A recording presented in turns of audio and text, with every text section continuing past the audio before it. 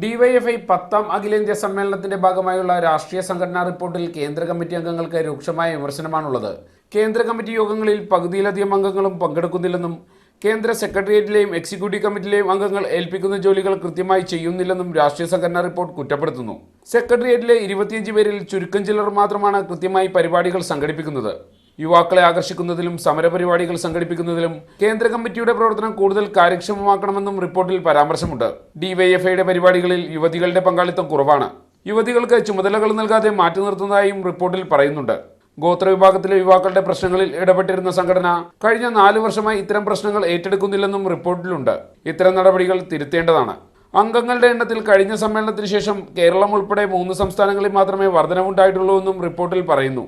നവമാധ്യമങ്ങൾ ഉൾപ്പെടെയുള്ള പുതിയ സാങ്കേതിക വിദ്യകൾ ഉപയോഗിച്ച് അംഗങ്ങളെ സംഘടനയിലേക്ക് എത്തിക്കണമെന്ന ആവശ്യവും റിപ്പോർട്ട് മുന്നോട്ട് വയ്ക്കുന്നു.